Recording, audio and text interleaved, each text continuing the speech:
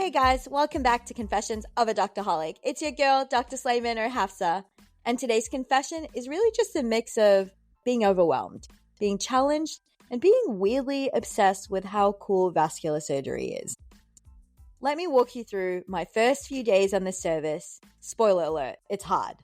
Like, ridiculously hard.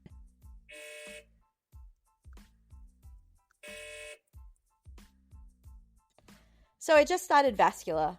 And when I say it's tough, I mean it's the kind of rotation where you question everything.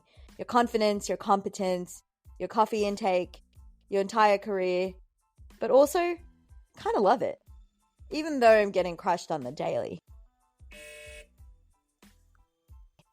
Let's start with this case I got called on. A temporal artery biopsy.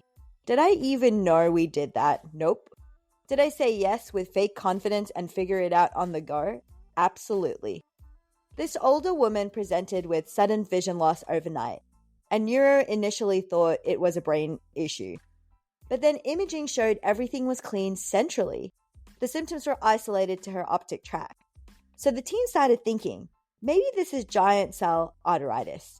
And just like that, I was in clinic scrubbing in for a temporal artery biopsy, which, by the way, is such a satisfying little surgery. Neat, clean, and the artery looks like a little vascular dandelion. Who knew?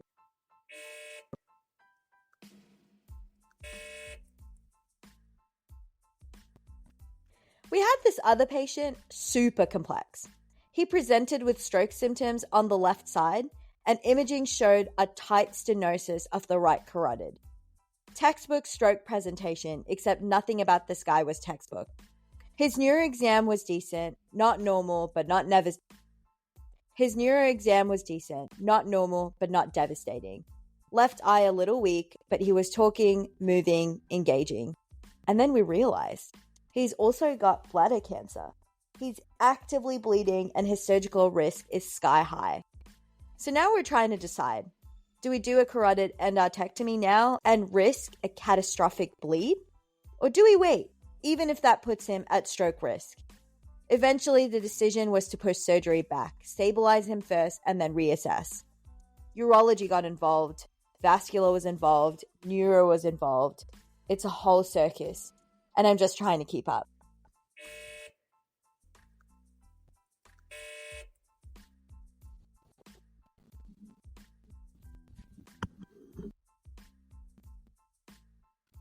And because it's one of those days, I got another page, another stroke consult. This time it's a woman who had a stroke in front of her family, was brought in within the window, and got TPA. She made a full recovery, completely back to baseline, which is amazing. But also now we have to figure out how to manage her risk going forward. She doesn't have a clear source, not AFib, no severe stenosis, no big red flag. So now the team's like, do we stent her, observe her, anticoagulate her? Every option has its pros and cons, and you can't just go with vibes. You have to make actual evidence-based decisions, which is kind of terrifying when you realize how gray the evidence can be.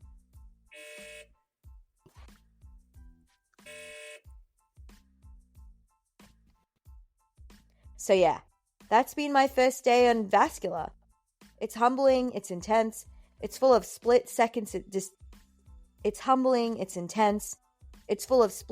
decisions and pressure and anatomy that doesn't always behave the way it should. But it's also kind of addictive. There's something really satisfying about dealing with vessels. They're unforgiving, but they're also beautiful. And when you get it right, it feels like magic. So that's today's confession. Vascular surgery is chewing me up a little, but it's also reminding me why I fell in love with medicine. If you're on a tough rotation right now, just know you're not alone. You're learning, you're growing, and you're probably doing better than you think. Thanks for listening. Until next time, stay curious, stay humble, and double check your patient's INR before you cut anything.